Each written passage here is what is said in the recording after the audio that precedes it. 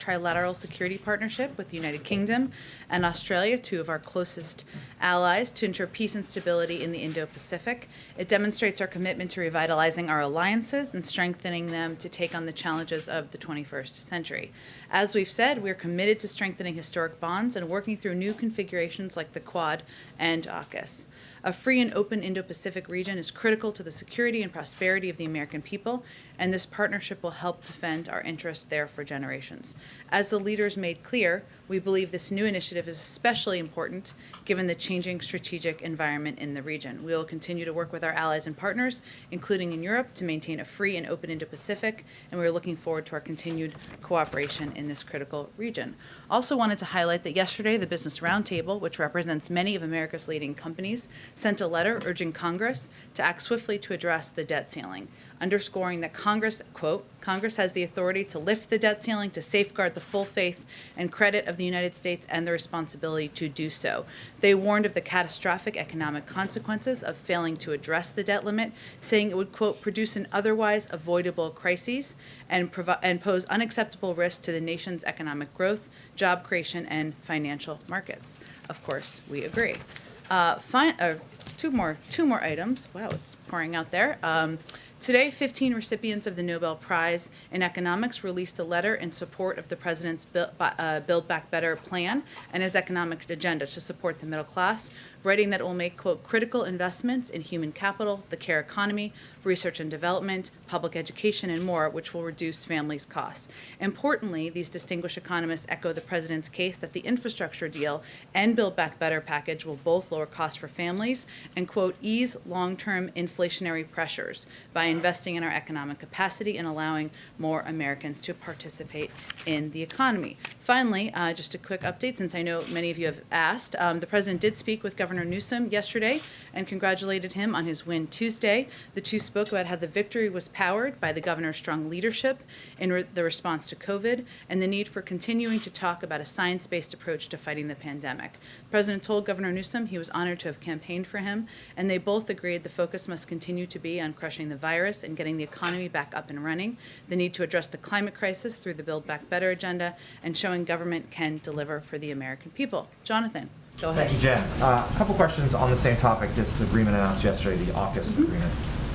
In particular, the reaction from two different countries. First, China, who said that, who accused this agreement of escalating tensions in the region and said it was reflective of a, quote, Cold War mentality. Do you have a response to that? Is President Biden looking to escalate a Cold War with China? No.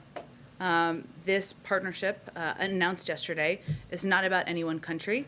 This is about advancing our strategic interests, the strategic interests of the United States, upholding the international rules-based order, and promoting peace and stability in the Indo-Pacific. And I would note that the United Kingdom and Australia also have a long history, as does the United States, of upholding the international rules-based order. So our hope is that the three countries who have consistently worked with regional supporters to support a secure and stable and peaceful Indo-Pacific can now work together to do exactly that. As it relates to China, we welcome stiff competition with the PRC. We do not seek conflict. Obviously, the president spoke with President Xi just a few days ago, and certainly we're committed to maintaining an open, high-level dialogue between the leaders. The other country reacting strongly to this is France. The French foreign minister deemed it a, quote, stab in the back, compared it to a unilateral decision like the ones made by former President Trump. Just now, France has canceled a gala here in Washington that was meant to celebrate friendship with the United States. What reaction do you have to France's rather outraged response to this agreement? Well, I would first say that we value our relationship and our partnership with France on a variety of issues facing the global community, whether it's economic growth or whether it's the fight against COVID or addressing security throughout the world. And that has been a long-standing partnership for many, many years. I would leave it, of course, to our Australian partners to describe why they sought this new technology and why they pursued this technology from the United States. As you know, part of their issue is that there was a purchase of technology that Australia had made with the French. But we'll let Australia speak to that and why they purchased this technology. We cooperate closely with France, as the president said yesterday. We have a range of shared priorities in the Indo-Pacific, and that will certainly continue. We don't see this from our end as a regional divide. We see this as areas and security issues that we want to take on together. Last one, and then I'll hand off. On the same subject, the French have also said that this is undermining relations with the U.S. and its European partners, and they said they were blindsided by this deal. Did President Biden or the administration convey ahead of time to France that this was coming? Do they plan to speak today? I don't have any preview of calls for you. I will say that I'm sure the president will speak at a high level soon. But we are engaged closely, and we were engaged in advance of this announcement with leaders in France about this purchase. They were told it was coming? They were aware in advance of the announcement, yes. Go ahead. Thanks, Jen. I want to ask you about some recent vaccine misinformation that's been out there and ask you to clarify. There seems to be a difference of opinion between Nicki Minaj and the White House about what she was invited to do. Did the White House extend an invitation to Nicki Minaj to come here? Well, first, we don't see this as a point of tension or disagreement. I want you all to know that we engage all the time with people who have big public platforms or profiles. Some of them we talk about, some of them are here, some of them you don't even know about because they're just looking for questions to be answered. We offered a call with Nicki Minaj and one of our doctors to answer questions she had about the safety and effectiveness of the vaccine. This is pretty standard and something we do all the time. It was a very early stage call at a staff level, staff to staff, and we weren't even at the point of discussing, or we're not even at the point of discussing, I should say at this point, the mechanisms or the format or anything along those lines. It was simply an offer to have a conversation and an early stage call. And do you think that's going to happen? We'll see. I don't have anything to predict for you. What kind of responsibility do you think someone like Nicki Minaj has, someone with a really big platform, when it comes to talking about the vaccine? Well, our hope is that anyone who has a big platform is going to project accurate information about the effectiveness of the vaccine, the safety of the vaccine, and the availability of the vaccine. At the same time, and both can be true, we also recognize that people have questions out there. They have questions they want to have answered by their doctors. We have doctors who can answer questions. And this is something, again, in our outreach to celebrities, it follows a pretty standard process. We, officials who are working on these issues and engage in regular conversations, offer to answer questions, offer to do that privately sometimes. Sometimes it's done publicly. And I would say that if we believed that everybody who had skepticism about the vaccine wasn't someone we should engage with or talk to, we wouldn't have made the progress we've made. I mean, remember back in December, only 33% of the American people were open to getting vaccinated. Now more than 75% have had at least one shot. So part of our strategy and our objective from the beginning has been engaging with people who have questions to help answer their questions. Go ahead. I'd like to ask you a little bit more about the some of what's detailed in the upcoming book of Woodward and Costa. Specifically in the area of the president taking or not taking the advice of Secretaries Austin and Blinken. We've seen the president defend his decision to exit Afghanistan in the way that he did. But as the public may see this and read this and say, top close officials suggested a slower path out. The public watched what happened with some of the chaotic things. What should we take from that in terms of how the president processes the information his advisors are giving? And does he have any second thoughts about not taking the gated, slower approach that's described? Well, I think what people should take, one, let me first say, I'm not going to confirm or substantiate anonymous, unconfirmed reports in a book. But I think you're asking an important question, which is how does the president take a range of advice from different people? And sometimes it's conflicting with each other as well, of course. First, what we've said from the beginning as it relates to Afghanistan is the president asked his team to present to him clear assessment, candid advice on the path forward. Everyone knew coming into the beginning of the administration, he knew, the vice president knew, the national security team knew that we were in a situation facing a May 1st timeline of either getting our troops out or facing conflict with the Taliban. That's what we walked into and the circumstances we were discussing. What we also know now is that given it took 6,000 troops to protect the airport, this was not a scenario where it was either maintain the status quo. The president never felt that was a real viable option. And now we looked at 6,000 troops were needed to protect the airport. That wouldn't have been a viable option. It was not the status quo or withdraw. It was withdraw or increase troops. And that's how he saw the decision. One of the things that Secretary Blinken talked about was the concern about European partners. Jonathan was asking about questions related to European partners being upset now. Is there a tension point between the president, who talked about being a steady hand, and normal relationships? When the French are mad today, other NATO partners and others were unhappy about the exit. Is there an issue there where the president is going it without consideration of those partners? I don't think the president sees it as without consideration. There was extensive consultation. There was extensive briefings, both at the Secretary of State's level, at the Secretary of Defense's level, in advance of the president's announcement in May about his decision to withdraw our military presence in Afghanistan. It doesn't mean that all of our allies and partners are going to always agree with everything we do, nor do we always agree with everything they do. But sustainable and good diplomatic relationships mean you work where you can agree and you sustain strong partnerships to address global issues in the world regardless. I think what the president's view is here is that, his decision to withdraw our troop presence in Afghanistan was, as he's talked about extensively, in large part because he felt it was a 20-year war that had gone on far too long, that did not have a military outcome that would be successful, and that it was in our national interest to do so. Also, our resources as a country, as a national security team, are not unlimited.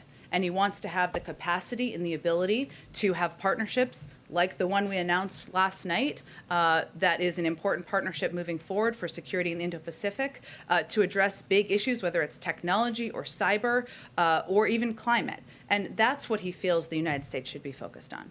One very different, separate. Many of us were in the East Room watching the president. We've seen him on many occasions where he has a repeated cough. What is the situation with that cough, and is that a concern? It's not a concern. We have a doctor who travels with him, obviously, who checks in if it is ever warranted, and certainly that continues to be the case, as it has been since the beginning of his presidency. Is there an explanation for why he coughs so frequently in situations like that? I'm sure you saw it.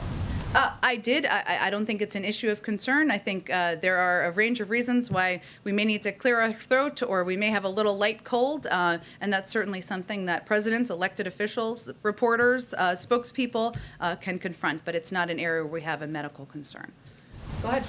Right after AUKUS, China said that it wants to join the Trans-Pacific trade deal. Does the administration have a response to that? And secondly, does President Biden, would he still like to join that if it could be renegotiated? Well, on their second question, let me take that first. The president has been clear that he would not rejoin the TPP as it was initially put forward. He's also been clear that we have to join with the 40% of the world that we had with us for the deal and make sure environmentalists and labor are at the table. So obviously there'd be a lot of steps for that to be taken in order for that to be a viable option to the president. In terms of China's interest in joining, let me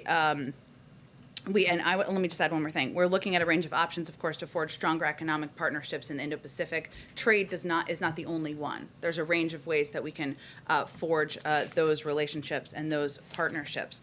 Obviously, as it relates to China's interest in joining, we'd leave it to those countries to certainly determine. We're going to continue to work with other countries in the region on economic partnerships and relationships, and if there's an opportunity to renegotiate, then that could be a discussion we could be a part of.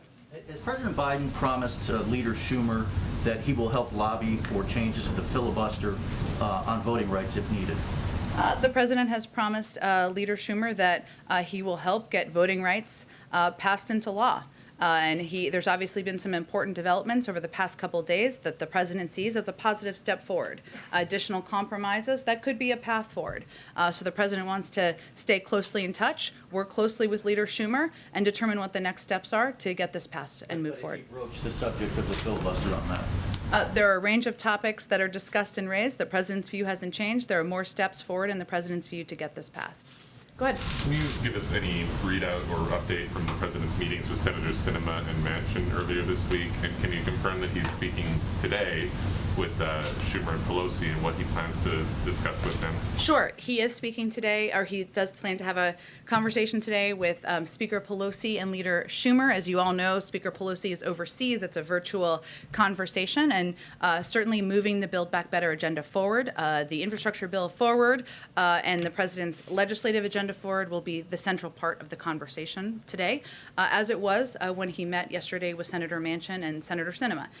We're in the middle of the process, so the president knows and is that he's going to need to be, he's eager to be very engaged directly with senators, directly with leadership to move this forward.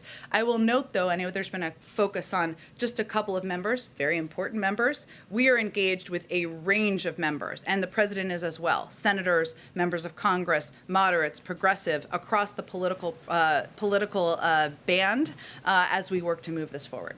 Did these two senators indicate any cap that they would support in terms of the reconciliation package? I will let them speak to what their interests are. I know they have both spoken to their interests publicly on many occasions, so I will leave that to them. And can I ask also, Anthony Fauci has said that he would support the notion of requiring either vaccinations or a negative test for domestic air travel in the U.S. for passengers, not staff. If he supports that, he's the president's chief medical advisor. Why haven't you done that? Well, I would say, right now, last week we announced some bold, ambitious steps that were supported across the board from our health and medical experts. Right now, our focus is on implementing those. Part of that was also doubling fines for people who were not wearing masks on planes, a step that we feel would help keep people safe on flights and reduce the spread. We haven't taken options off the table, but I don't have any updates to share with you at this point. Our focus is on implementation of the big steps we announced last week. Do you have any update on the Fed chair? I do not. Phil was gonna ask, so I know it's a big question on Phil's mind. Go ahead. It's okay. Don't hide behind Phil. Go ahead. Thanks, Jen. Yesterday, the president announced a second global climate summit, and he's been really doubling down on these ambitious goals to reduce greenhouse gas emissions. So I want to ask about the Line 3 pipeline. Enbridge, the energy company, says it's almost complete. It could be operational by this fall. We've talked to opponents and climate scientists who say that from a potential emissions standpoint, it's the equivalent of bringing online more than 40 coal-fired power plants. We know there's ongoing litigation. We've reached out to DOJ and Army Corps of Engineers. But Representative Ilhan Omar and her colleagues wrote specifically to President Biden asking him to look into this pipeline. I just want to know if the president's reviewed that letter, if he plans to respond. Does the president plan to consider, is the president even considering asking the Army Corps of Engineers to review some of their permits on this one? Well, as you said, it's in the middle of active litigation. So that is where we are going to leave it be. We are certainly aware of the concerns, of the expression of viewpoints on this particular issue, no question about it. But it's in the middle of active litigation, so there's not a lot I can say from here on it. I would say that on climate and the president's climate agenda, he has a very ambitious approach that is reflective of the agenda that's moving forward and moving through Congress, something he's talked about with a range of members, over the course of the last couple of weeks. But there's not much I can say beyond what we've said to date. Yeah, but zooming out, we've talked to some climate scientists who just really question whether it would be possible for the president to meet his own goals with reducing emissions if new pipelines like this one, if new fossil fuel infrastructure basically get more oil to the market. So are you confident the president can meet his own goals here? And do any new pipelines like this kind of undermine the president's message that the United States wants to be a global leader on this? Well, again, there's active litigation, so that's where it sits. But I would say that in terms of the president's climate agenda, it's not just one thing. He has taken a range of steps, announced steps steps to drive American leadership forward on clean cars and trucks. That's something he can do on his own. Obviously, there are a number of components that are included in his Build Back Better agenda in the infrastructure bill that will take significant steps to moving things forward. He's been a leader in getting us back on the having a seat at the table in the Paris Climate Agreement. So he has taken across the board steps, every step he can take within his control to move the climate agenda forward. He's identified climate as a crisis facing his presidency and is eager to work with activists to continue to get the job done. But if something's in active litigation, it's in active litigation. Go ahead. Thank you, Jen. Quick question about the security partnership. Yesterday, there was a call when several senior administration officials said that there were conversations that were had over months before this partnership was announced. And we're sort of curious to know if France was part of those conversations and the whole process. And if they weren't, was that sort of, has there been a loss of trust because of that? Well, senior administration's officials have been in touch with their French counterparts to discuss AUKUS. I don't have in front of me, nor do I think I'm going to outline for you a detailed level of our engagement on this. This is a partnership with the Australians and the United Kingdom. And of course, we keep other partners and key allies abreast. But I think what's important to know is that going back to the G7, the three leaders met in June, as you all know, in Cornwall, on the margins of the G7. And this was one of the main topics that was discussed. And that was where from there, they urged their teams to work on it to get us to this point.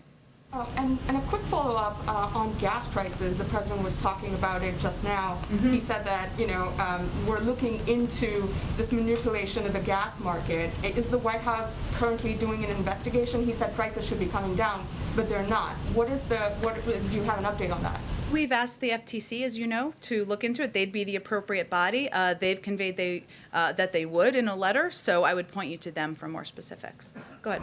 Just one quick follow-up and a couple others. You said AUKUS isn't about any one country. Officials have been pretty clear this is about China. What's the difference between what the White House is saying publicly from the podium and what we're hearing from officials behind the scenes? Well, in our view, it's about security in the Indo-Pacific. Is there a country in the Indo-Pacific that you feel like is a threat to the rules-based order and international norms? I will let others do their analysis, but from the United States government, our focus is on what steps we can take to increase security in the Indo-Pacific, and there are a range of countries that could pose a threat, and we'll let an outside analysis give their analysis. On debt limit, is the president view bipartisanship, which you guys have made very clear from Secretary Yellen across the administration, is important on this? Is that a red line for him? Republicans have to be involved, or there's no other path? You know how I love red lines. I don't love them. Line in the sand? No, I'm not here to set new lines, red lines, lines in the sand. But I do think it's important context for everybody to understand, as you well know, that 80 times has Congress raised the debt limit. And even if you look to comments in recent days by Senator McConnell, if you look to just 2 years ago, he argued that that failing to vote to raise the debt limit would, quote, be a disaster and, quote, put our full faith and credit at risk. We agree with that. And now he's against a vote. So I think when we're looking at politics here, we know where the politics is coming from. But our argument is that this is not a political issue, shouldn't be a partisan issue. It hasn't been throughout history. You may have all seen that Secretary Yellen had a call with Senator McConnell. Not a political call, of course. She's not political. She's an economist, to really convey what the enormous dangers of default would be. So that's the argument we're making. Yes, I know you all have good questions about the vehicle and how it move forward. All good questions we're working with Congress on. But our view is this should be bipartisan, as it has been in the past. Just one more, since Josh stole my Fed question. FDA, I know you don't have a personnel announcement.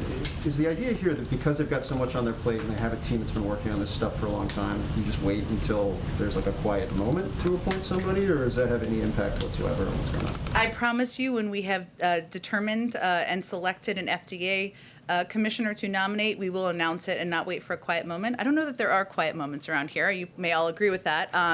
And that's what the president is eager to do, of course. I don't have any predictions of what the timeline will be, and understand certainly the question. Go ahead. The federal judge just ruled that you blocked the Biden administration from expelling migrant families under the public health order and a new ruling. It takes effect in 14 days. I'm wondering what the administration's plans are on that front.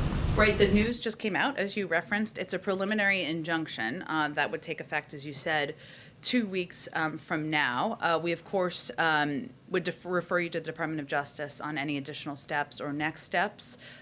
We are still taking steps or focused on taking steps to address the root causes of migration, implement orderly asylum processes, strengthen collaborative migration management efforts in the region, and effectively secure our borders.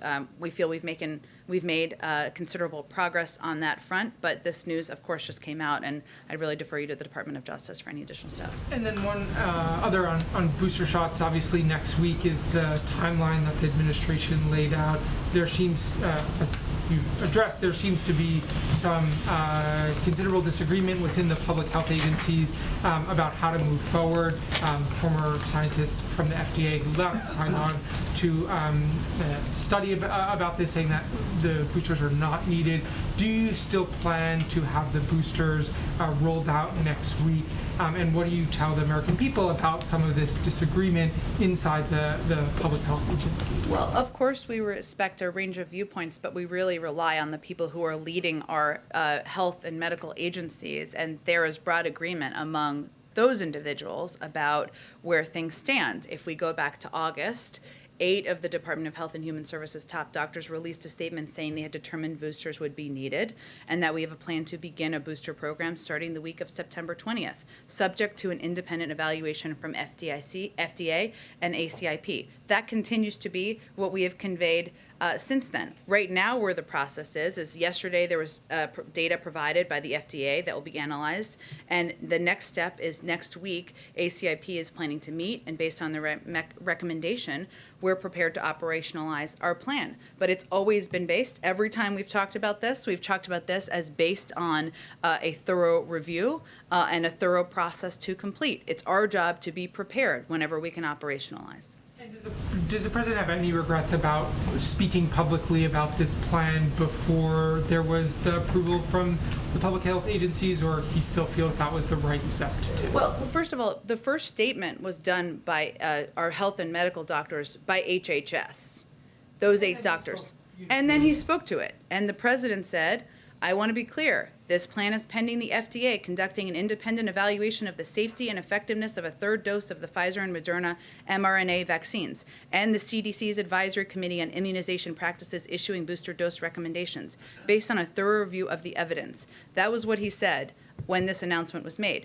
If you look at it on the flip side of this, right, it is at the time they made this announcement in part because there was data that was available that showed that the waning of efficacy of vaccines over a period of time, right? That's why these doctors and medical experts in their statement made this recommendation and this announcement. So the alternative would have been they not move forward with it and hold back and not share that data. I mean, that's also not being transparent or leading with science. And so that's the course of history here, I should say. Sure. Just a quick follow-up. So you said a moment ago that the top public health officials of the administration, FDA commissioner, CDC, Surgeon General, all agree and recommend that the American public should be getting boosters, starting next week. So if they're all on that page, but the FDA Advisory Committee and the CDC Advisory Committee, let's say, are on a different page, if they don't think boosters should be ready at this time, I guess then who's the administration going to listen to? It's top doctors or these outside advisory committees? Well, before we confuse the public, that's not what ACIP has recommended. They're meeting next week. We don't know what they're going to say. What our health and medical experts have said, and they have been very consistent on this, Dr. Walensky, based on the FDA review and ACIP, and exactly as you said, the note that immunocompromised people actually never got really good immune protection to begin with, we noted that as of now, we should be offering a 3rd dose of the vaccine. Janet Woodcock, so it is true, we don't have all the data. We have a lot of data from both this country and other countries and the effects of waning. We don't have all the data on the most all the safety data and so forth. Those studies have been completed and should be available to the FDA soon. Our objective is to be prepared should all of this process move forward. It's always been pending the approval of the ACIP and the FDA. All of these doctors have said this could be needed. They've said in their statement, 8 of them said they had determined boosters would be needed.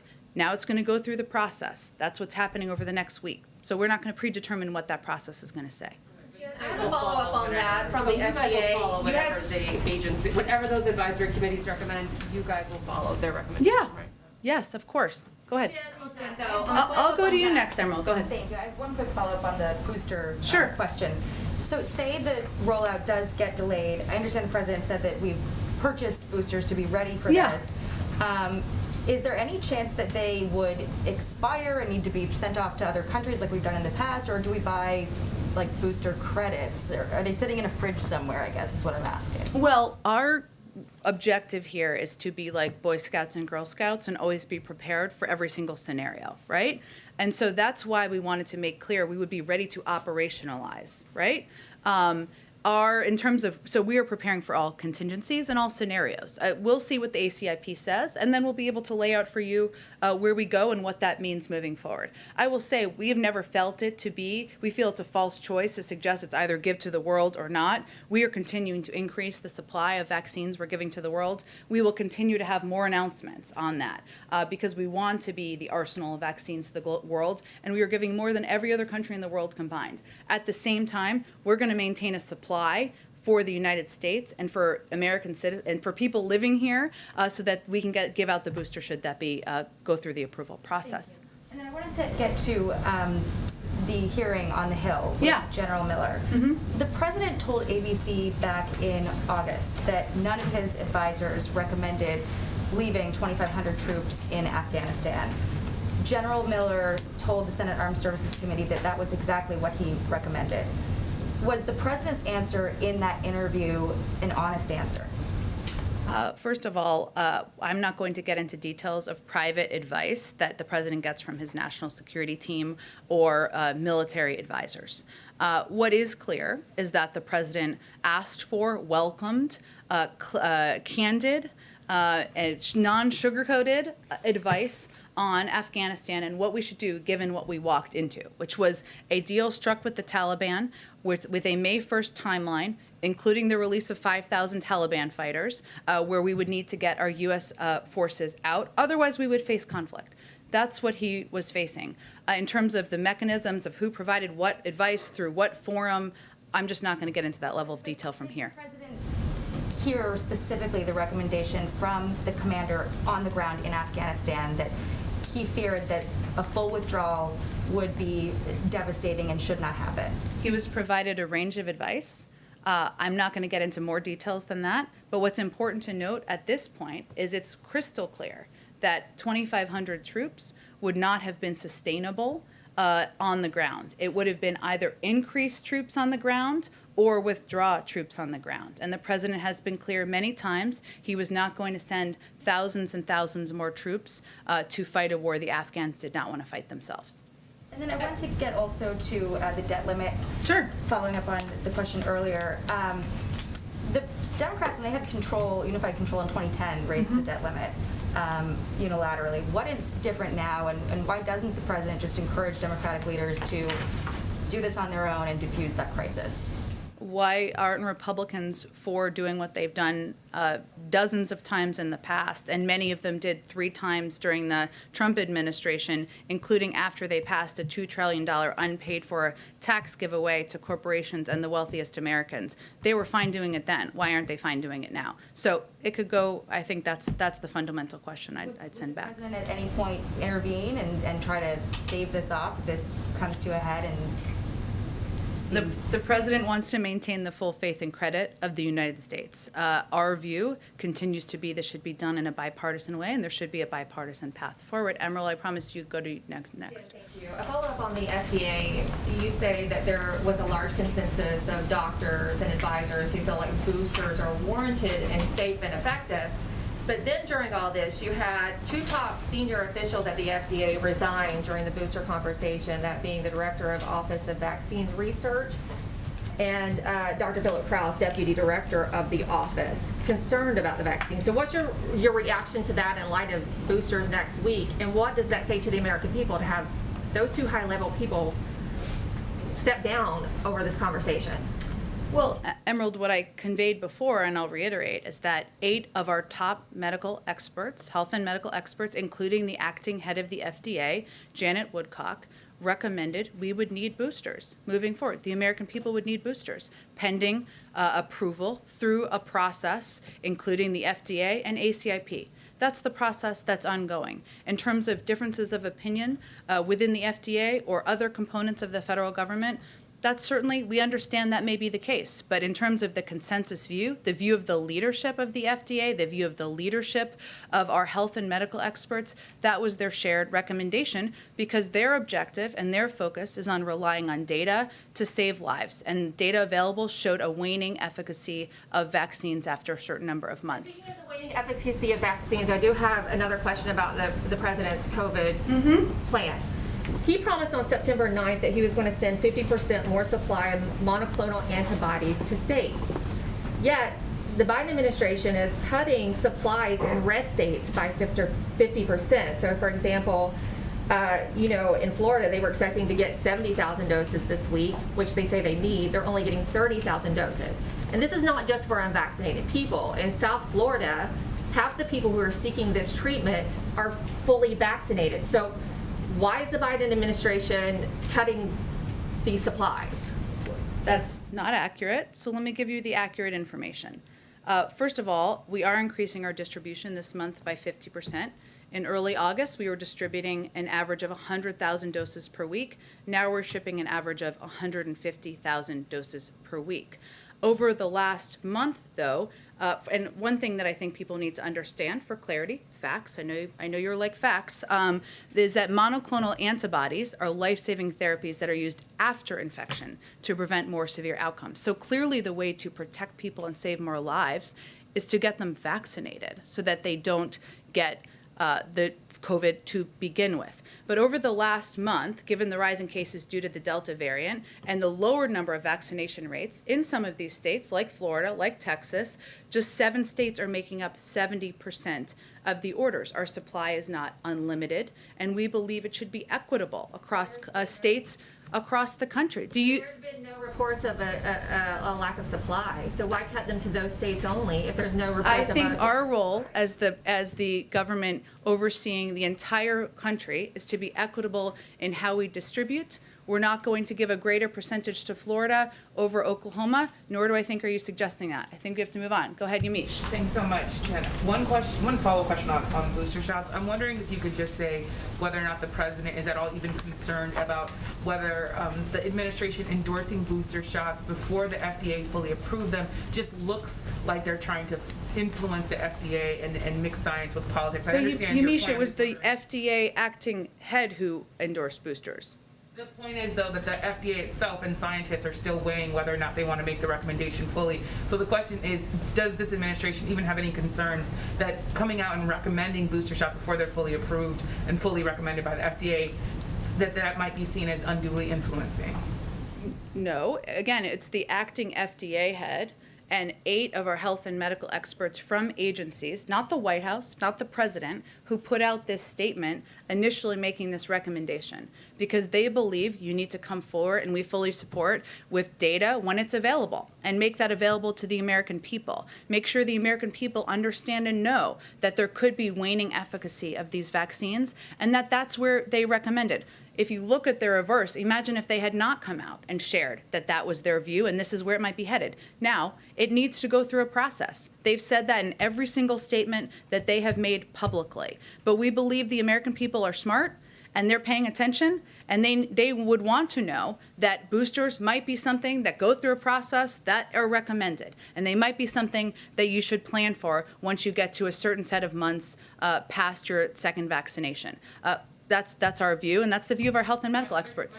Ask one more question about the French response to AUKUS, which of course is a whole mouthful. But anyways, I'm wondering if you could just talk to or respond directly. What does the president think of the French foreign minister saying that he's acting like former President Trump and being unpredictable, and the French canceling their gala now in D.C. at their embassy because they're angry over this agreement? What does the president make of being compared to former President Trump by an ally such as France? I would say the president doesn't think about it much. The president's focus is on maintaining and continuing our close relationships with leaders in France, with the United Kingdom, with Australia, and to achieving our global objectives, which include security in the Indo-Pacific. That's what his focus is, and we will continue to work toward a productive, constructive partnership with the French. Go ahead. Thank you, Jen. Clarification that'll follow Yeah. on AUKUS. Sure. You said the French were informed of the arrangement. Just even going to the president's remarks Yeah. yesterday, the arrangement was broader than just the nuclear-powered Yeah. submarines. It was cyber, it was AI. Were they specifically informed on that the U.S. would be sharing technology for nuclear-powered submarines? Again, it was the Australians' decision, so I'd point you to the Australians, but they were aware in advance. So, I mean, but if you're the U.S., you're involved here. We saw the U.K. also involved. Why couldn't the administration, not just inform, but bring in the French? They also have nuclear-powered submarines. You mean in terms of a fourth partner to this? I'm not sure what your question is. I do. I mean, in terms of a fourth partner and get them engaged as well. It's another ally to also share this technology. It's clear based off the statements today that they had the intent to or also expressed a desire to. Well, this is not the only global engagement or global cooperative partnership the United States has in the world. The French are a member of the G7. They're a member of the G20. We work with them on a range of issues, and we will continue to. And their leadership up and down the ranks will continue to be important partners to the United States and to this administration moving forward. So this was a partnership between the United Kingdom, the United States, and Australia. There are a range of partnerships that include the French and some partnerships that don't. And they have partnerships with other countries that don't include us. That is part of how global diplomacy works. Just to follow on the first question I asked, it sounds like what you were saying is when I asked why did the U.S. didn't inform about specifically sharing the technology for submarines, is that Australia was kind of in the lead of this arrangement? I'm just not going to have more details on it, but I will tell you that, again, the Australians, partners, they can describe why they sought this new technology. It was their effort to do that, so I would point you to them for more details. And then just quickly on, Greg Abbott has issued a statement. He has directed his Department of Public Safety and the National Guard to shut down 6 points of entry along the southwest border. He issued that statement today. Just wondering if the administration, they also say that the Customs and Border Protection requested this. Wondering if the administration did request this, if they're aware of it, and if there's any response. I'm happy to check into it, Zolan. I haven't seen Governor Abbott's statement or CBP's commentary, so let me check into it, and we can get you something after the briefing. Go ahead. Thanks, Jim. I think you said yesterday you might have some more details today about the president's visit to the UN next week. I was hoping I would. I promise I will tomorrow. And, excuse me, on another matter, there are also reports that the British Prime Minister will be at the White House next week. Can you confirm that and offer any details about that? I promise you tomorrow I will have more final details about next week, about the UN General Assembly and the president's trip there, and other components that are planned for next week. One more thing. Sure. Do the president and the first lady plan to get the booster shot? Yes. Go ahead, Karen. Following up on what Kelly Once it's through the process, of course. Go ahead. Following up on one of the questions from Kelly, do you have an update on when the president will get a physical? I know this is an understandable question. I don't have an update. He will get one soon, and when he does, we will make sure you all are aware of it and get the information. Nancy's questions, Nicki Minaj questions. Sure. Sorry. You said that we engage all the time with people who have big platforms or profiles. How do you determine who to engage with and in what way on something like this, on vaccine hesitancy? Sure. And Nicki Minaj has 22 million Twitter followers. Mm-hmm. Why not invite her to the White House, have a conversation, and make it a big public thing? Well, I appreciate your recommendations on our communications advice. Karen, you are quite experienced. Look, I will say we recognize, and we've talked about this a bunch before, that we are not always the right platform or the right voice, right? Sometimes that's because people may not like the president, and they may not have voted for him, and that's okay. And we work with a range of partners to communicate the efficacy and the safety of the vaccine. It's also true that when we're reaching a range of audiences, young people, where we've seen lower rates of vaccination is a good example, we know there might be more effective voices. We don't always know how effective working in partnership with celebrities may or may not be, but sometimes it is a tool that we can use or we've employed, as you've seen us do in cases before. We do this behind the scenes quite a bit, sometimes to speak to particular audiences. So all I was conveying is it's commonplace. We have calls every week, multiple times a week, from our engagement team with a range of officials with followings to see how they might want questions answered. Maybe they want to play a role in communicating information out publicly as a part of our effort to get the pandemic under control. Any sense, like let's just say Olivia Rodrigo, do you have any sense of a difference that made? Are you guys able to track that in any way? It's a good question. It's kind of a hard thing to track. We can see how many views. We can see anecdotally if people say, I got the vaccine because I saw this video, and certainly sometimes that happens. I'm not sure. I'll have to check. Go ahead. Just to follow up on China and the TPP, you mentioned that the U.S. is looking at a range of options to forge stronger economic partnerships. Can you just elaborate a little bit on what those options are? I think what I was trying to convey is it's not just trade, right? And there are a range of ways we can work with countries in the region and forge a range of partnerships. And so certainly the president would need labor environmentalists to be at the table to potentially engage on TPP. We're obviously not there at this point. So I was just conveying we don't see trade as the only path forward. Go ahead. A couple questions. On housekeeping, is the president intending to meet with Emmanuel Macron on the sidelines of the UN General Assembly? I don't have anything yet on next week. I should have some more on it tomorrow, and then I can outline for you what is going to happen next week. And then in terms of just the overall kind of fallout that we've seen from France, was the White House at all surprised by the response from France? How would you characterize? I don't think I'm going to characterize from here. And then another question in terms of housekeeping. Has the president met with any of the Afghan refugees who've come to the United States? And if not, will he be meeting with them? Not yet, but he is certainly eager to and looks forward to. As you know, I know it feels like it's been a long several weeks, or maybe just to me, but you know, many of them have only just settled in the United States. Some of them have never been here before. Some of them have, of course. So it's not quite scheduled yet, but it's something he's certainly eager to do. Can I ask a follow-up on that question? Go ahead. We're starting to get some numbers about where some of the Afghan evacuees will be resettled. Can you walk through the administration's process? I know it has to do with the Office of Refugee Resettlement, but a number of governors have raised their hands. We're learning more about the first wave. How is the administration going about determining where to place evacuees and refugees? Sure. It's a very good question. I think our Department of Homeland Security is going to have the best level of detail for you on how that process works. Or I can also ask former Governor Markell to come out here and talk with all of you one day soon, which I'm sure you'd be interested in. So let me venture to do that and see if DHS has more of a rundown for you. And one follow-up on the ask by the administration to Congress for more than $6 billion in funding to help with resettlement efforts. What happens if you don't obtain that money and also some of the immigration policy fixes that have been requested? Well, I mean, we're hopeful that given there has been strong support for helping and welcoming our Afghan partners who fought alongside, I should say, the United States for the last 20 years, from Democrats and Republicans, that we can move forward and get the funding we need.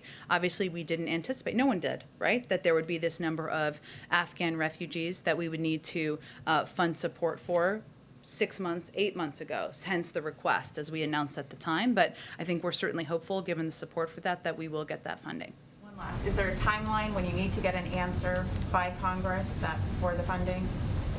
I'm not sure there's a timeline. I'm happy to check with our legislative team and the refugee resettlement team to see if they have one there focused on. Just one or two more. Yeah, go ahead, one more. The deputy director of the FBI said that there's no sign so far from Russia of any cracking down on the cyber activity. Does the president have anything new to tell the country about that? Because it was a big deal and it's gone kind of quiet. So what's happening? I think, as the president said at the time, we didn't expect this to be a light switch that would happen overnight. There's ongoing discussions, ongoing conversations at a diplomatic level, and that's something our national security team is engaged with. But beyond that, I don't have another update from here on the progress. Okay, thanks everyone. Thanks, Jen.